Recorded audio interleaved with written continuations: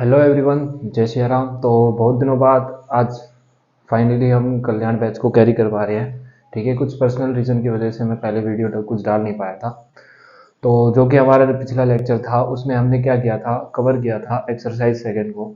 तो इस बार मैं आपको प्रॉमिस करता हूँ कि पहले से और भी अच्छी मतलब कंटेंट में डालने की कोशिश और करूँगा। ठीक है, और साथ ही में कुछ पीवाईक्यू भी करवाऊँगा। तो हर एक चैप्टर की मैं 2 वीडियो बनाया करूँगा। एक में ओनली बेसिक और दूसरे में क्या अपना पीवाईक्यू। ठीक है, तो आज हम सेकंड चैप्टर, क्योंकि बहुत दिन हो चुके हैं तो मैं फिर से उसी चैप्टर को चालू करने वाला हूँ। ठीक है, तो सेकंड चैप्टर बेसिकली आप सभी का क्या है, पोलिनोमियल पे बेस्ड है ये। ठीक है, वो भी कौन से, क्वाड्रेटिक क्वाड्रेटिक द्विघात बहुपद। ठीक है, इस पर है तुम आप सभी का जो बेस्ड है सेकंड चैप्टर। तो क्या होते हैं द्विघात बहुपद। ठीक है, हम नाम से ही इसकी डेफिनेशन निकाल लेंगे। द्वि मतलब दो, घात मतलब डिग्री या घात आप सभी को पता हो। तो ऐसे बहुपद मतलब पॉलिनोमियल जिनकी जो डिग्री हो यानी मैक्स पावर क्या हो, दो हो, उन्हें हम क्या बोलते हैं, क्वाड्रेटिक पॉलिनोमियल।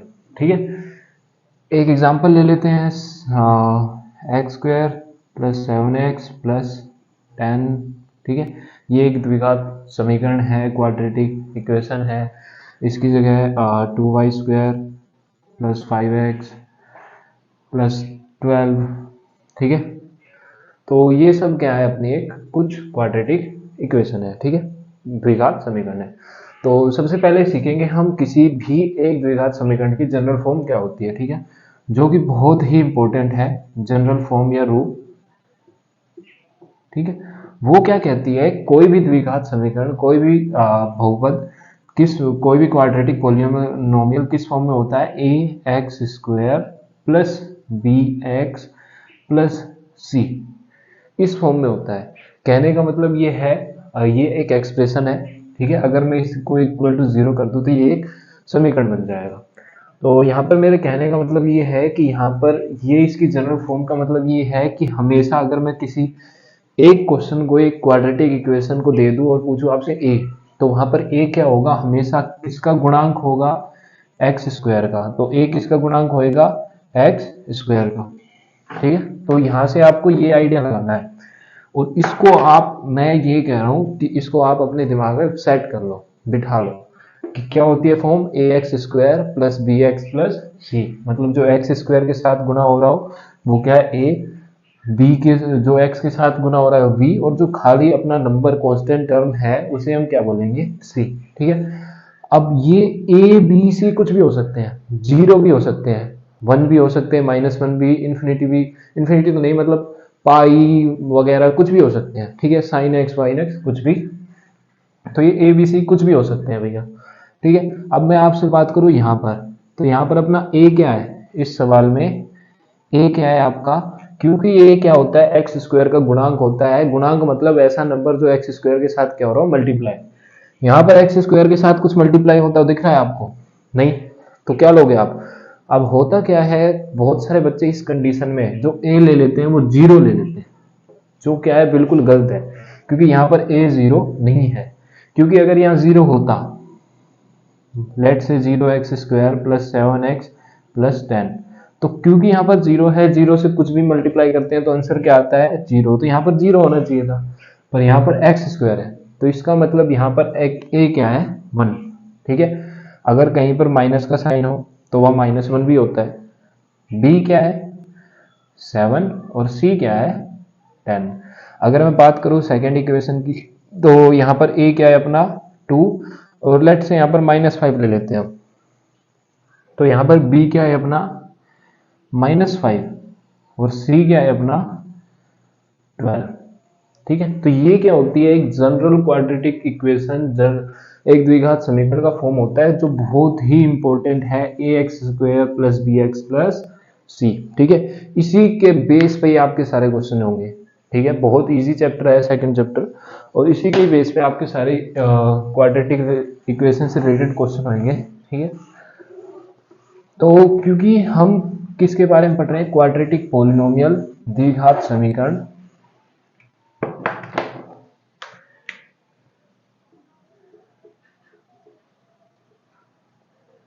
जो तुम्हारा आप सभी का जो सेकंड चैप्टर है उसमें सिर्फ द्विघात समीकरण के ऊपर ही क्वेश्चन है।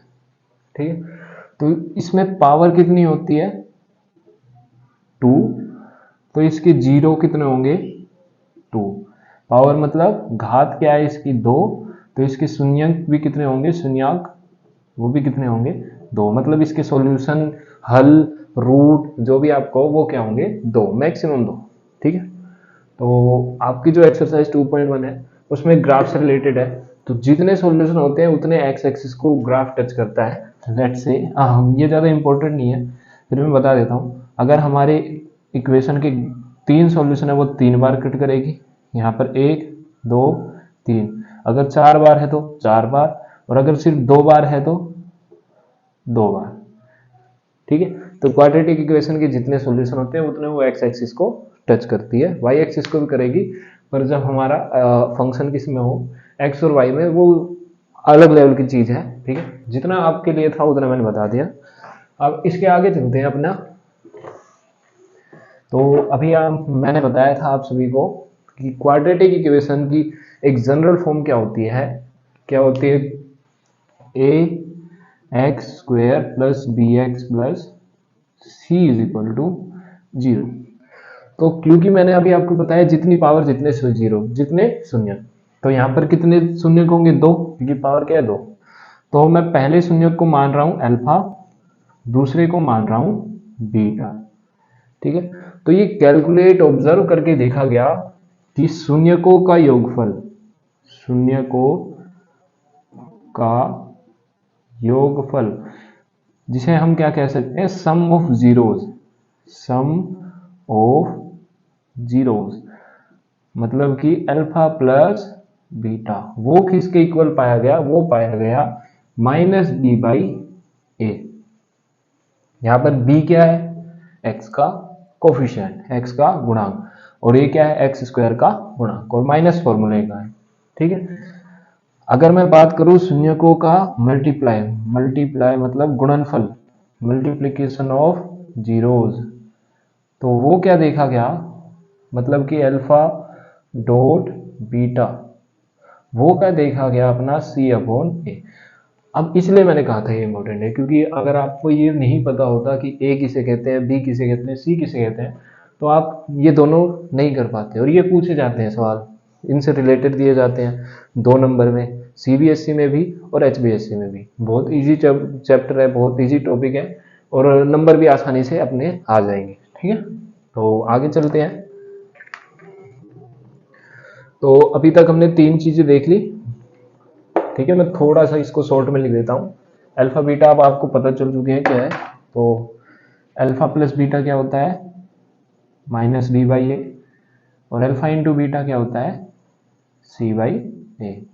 अब एक इक्वेशन का एग्जांपल ले लेते हैं। ठीक है, x square plus 7x plus 10 is equal to 0 equation है, एक समीकरण है। तो यहाँ पर अपने 2 हल होंगे। अगर मैं बात करूँ यहाँ से आपको अल्फा प्लस बीटा शून्यकों का योगफल कितना होगा, तो वो डायरेक्ट आपको फॉर्मूला लगाना है कि माइनस का माइनस, ये माइनस जरूर लगाना है। कोई बच्चे क्या होते हैं यहाँ पर बीच में माइनस होता है तो नहीं लगाते, पर जरूर लगाना है। तो माइनस का माइनस, बी कितना है 7 अपॉन ए कितना है 1। हर एक सवाल में आप क्या करो, एक टिप दे देता हूँ आपको, ए बी सी पहले लिख लो, ए क्या है 1, बी क्या है 7 और सी क्या है 10, ये पहले ही लिख लो, जिससे इजी हो जाएगा। अगर मैं बात करूँ अल्फा इंटू बीटा मतलब शून्यकों का गुणनफल मल्टीप्लिकेशन ऑफ जीरो, तो वो क्या होगा सी अपॉन ए, सी अपॉन ए मतलब कि 10/1। ठीक है, अभी हम इसको वेरीफाई भी करेंगे। ठीक है, तो सबसे पहले हमें वेरीफाई करने के लिए क्या है, इसके जीरो निकालने पड़ेंगे। क्या आप सभी को जीरो निकालने आते हैं? तो नहीं आते फिर भी मैं बता देता हूँ। द्विघात समीकरण के जीरो निकालने के बहुत तरीके हैं, 3 तरीके हैं मेनली, जो आपकी 4th एक्सरसाइज में है। एक कट हो चुका है, ठीक है, बाय स्क्वायरिंग मेथड। ठीक है, तो जो फेमस मेथड है मैं उसको बता देता हूं, वो होता है आपका middle term splitting. Middle term splitting, ठीक है। ज्यादा कुछ इसमें रॉकेट साइंस वाली बात नहीं है, ज्यादा कुछ टफ नहीं है, निकालने का तरीका बता देता हूं आपको। तो मिडिल टर्म स्प्लिटिंग क्या कहती है, पहले तो अच्छा सबसे पहले आपको गुणांक पता चल चुका होगा, गुणांक मतलब ये। तो मिडिल टर्म स्प्लिटिंग क्या कहती है, सबसे पहले पहले और लास्ट मल्टीप्लाई या कोफिशिएंट का मल्टीप्लाई करो। तो यहाँ पर पहला नंबर क्या है 1, ओनली नंबर की बात करेंगे। दूसरा क्या होता है 10, पहला क्या है 1, लास्ट का क्या है 10। तो गुना करने पर क्या आ रहा है 10, देखो यहां पर भी हमारा गुना करने पर क्या आया था 10, और अगर ऐड करें तो कितना आ रहा है 7, ठीक है। पर अल्फा प्लस बीटा क्या है माइनस का 7। अब आप ऐसे दो नंबर सोचिए जो क्या हो, गुना करने पर जिनको क्या आए 10 आए, और ऐड करने पर जिनको क्या आए 7 आए, प्लस का या माइनस का, ठीक है। तो ऐसे दो ही नंबर हो सकते हैं। तो सबसे पहले गुना करने पर 10 आए, तो सबसे पहले हम बात करें 10 और 1, ये तो पॉसिबल है ही नहीं, क्योंकि 10 में से 1 घटाएंगे 9, 10 प्लस 1 11, तो शायद 7 आना चाहिए अपना, पॉसिबल नहीं है। दूसरी जगह अगर हम बात करें 2 और 5, तो 2 और 5 का मल्टीप्लाई कितना होता है 10, और 2 प्लस 5 भी क्या होता है 7। एक आपकी कंप्लीट वीडियो में बना दूंगा मिडिल टर्म स्प्लिटिंग के ऊपर, सबसे पहले आप ये समझिए। तो 2 प्लस 5 क्या होता है 7। तो अपना नंबर क्या हो गए 2 एंड 5, नंबर क्या हो गए भैया अपने 2 एंड 5। तो लिख देंगे एक्स स्क्वायर। अब इस ट्रिक का नाम, इस मेथड का नाम मिडिल टर्म स्प्लिटिंग इसलिए पड़ा क्योंकि हम बीच वाले जो टर्म है उसको बांट देते हैं। अपने नंबर के आए थे 2 और 7, तो उन्हीं के आधार पर इसको हम काट देंगे 2 और 5, सॉरी 2 और 5। देखो 5 और 2 क्या होता है 7, तो 7x को हम क्या लिख देंगे 2x प्लस 7x, और प्लस का 10 ही रहेगा। और 7x याद आ रहा है बार बार, 2x प्लस 5x प्लस 10 बराबर 0। और 2 एंड 5 हमारे नंबर आए थे। तो यहाँ तक आपको समझ में आ गया होगा। तो हमने क्या किया है, सिर्फ 7 को 2 नंबर में तोड़ दिया है। अब जरूरी नहीं है कि अगर हमेशा छोटा नंबर पहले लिखो, कुछ बच्चे ये सोच रहे होंगे छोटा पहले लिखा है भाई ने छोटा आएगा, नहीं ऐसा कुछ जरूरी नहीं है। अगर आपका मन है, अगर आप इसको पहले रखना चाहते हैं उससे भी रख सकते हैं, आंसर सेम आना है, ठीक है। अब इन दोनों में कॉमन क्या है, देखो कॉमन मतलब ऐसा जो दोनों में आ रहा हो, एक्स एक्स, तो एक्स कॉमन है तो एक्स कॉमन ले लेंगे। अंदर क्या बचेगा भैया, एक्स की पावर 2 है, यहाँ पर एक्स की पावर क्या है 1, 0 नहीं है 1 है, तो अगर 2 में से 1 गया 1, तो क्या बचेगा x प्लस इस 2x में से आपने x काट दिया तो क्या बचेगा 2। सिंपल बात है, यहाँ पर x कॉमन नहीं है। पर हम देखते हैं यहाँ पर एक ऐसा नंबर है जो दोनों को डिवाइड कर रहा है, क्या है भैया वो 5, 5 से 5 तो होता ही है, और 10 तो होगा ही। तो यहाँ पर क्या ले लेंगे कॉमन 5, तो क्या आ जाएगा अपना, यहाँ पर x बचेगा और 10 को 5 से डिवाइड करेंगे 2। अब मिडिल टर्म स्प्लिटिंग का एक फायदा ये भी आपको पता चल जाता है, आप गलत जा रहे हो सही। अगर दोनों ब्रैकेट में वैल्यू सेम आती है तो आप जा रहे हो सही, नहीं तो आप जा रहे हो बिल्कुल गलत, ठीक है। तो भैया 2 ब्रैकेट आ गए, एक बार तो ब्रैकेट के अंदर वाली वैल्यू लिख देंगे x प्लस 2, और एक बार बाहर वाली, और इज इक्वल टू में क्या है 0। अब एक बार इसके इक्वल टू में 0 रख देंगे, और एक बार इसके इक्वल टू में 0 रख देंगे। यहाँ से x की वैल्यू क्या आएगी -2, और यहाँ से x की वैल्यू क्या आएगी -5। तो ये दो 0 आ गए हमारे, मतलब ये क्या है अल्फा, ये क्या है बीटा। अब अल्फा प्लस बीटा अगर मैं यहाँ से निकालूं तो मेरे को क्या करना पड़ेगा, -2 और -7 को ऐड कर देंगे भाई, -2 plus -7, -2 plus into minus -7 minus, sorry हमारा 5 आया है तो यहाँ पर हमें 5 ही लिखना है, प्लस -7, तो -5, माइनस माइनस क्या होता है प्लस, और साइन लगता है माइनस का, तो -7। तो अल्फा प्लस बीटा क्या आया है -7, और यहाँ से भी अपना क्या आ रहा था -7। अगर मल्टीप्लाई करोगे -2 को -5 से तो वो क्या आ जाएगा, माइनस इंटू माइनस प्लस का 10। तो यहाँ पर भी अपना क्या आया था, प्लस का 10। तो ये हो गया आपकी वेरीफाई। अब आपको पता चल चुका है, हमने 3 चीजें सीख ली है, ए बी सी किन्हें कहते हैं, अल्फा प्लस बी, अल्फा क्या होता है, बीटा क्या होता है, ये भी मैंने बता दिया।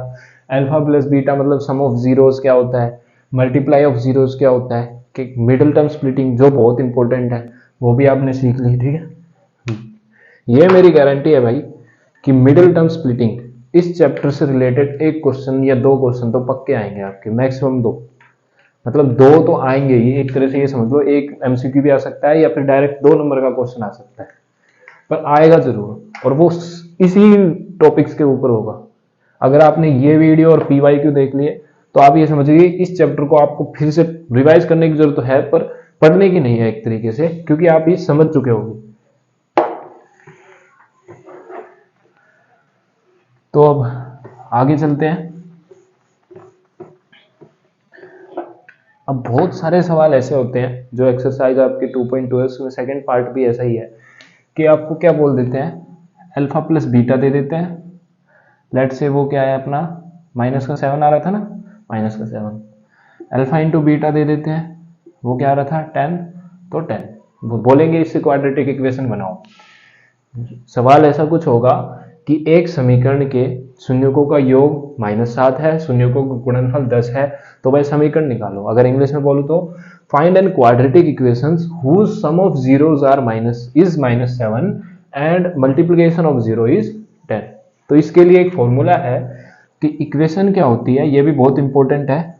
इक्वेशन क्या होती है, x square minus alpha plus beta मतलब sum of zeros bracket x plus में अल्फा इंटू बीटा। तो अगर मैं इसका यहां पर यूज करूं, x square minus alpha plus beta कितना दे रखा है, -7 इंटू में x plus alpha into beta कितना है 10, x square minus minus plus 7x plus 10। तो अगर आप देखोगे पीछे रिवाइंड करके तो हमने जो इक्वेशन ली थी वो यही थी और सम ऑफ जीरोस भी यही आ रहे थे। तो ये अपना फॉर्मूला बिल्कुल करेक्ट है और ये फॉर्मूला बहुत ही इंपॉर्टेंट भी है। ठीक है, ये फॉर्मूला समझ में आ गया। अब एक चीज आपको और समझनी है जो इंपॉर्टेंट है, कई बार सवाल में आपको अल्फा प्लस बीटा नहीं अल्फा इंटू बीटा दे, अल्फा और बीटा दे देते हैं कि -7 है और 10 है। सवाल आपको ध्यान से पढ़ना है, किसी सवाल में पहले ही बोल देते हैं सम ऑफ 0 इतना, मल्टीप्लाई ऑफ 0 इतना, पर किसी सवाल में ऐसे बोल देते हैं कि 1 0 इज इतना, अनदर 0 इज इतना। तो आपको ऐसे सवाल में पहले सम ऑफ 0 निकालना पड़ेगा।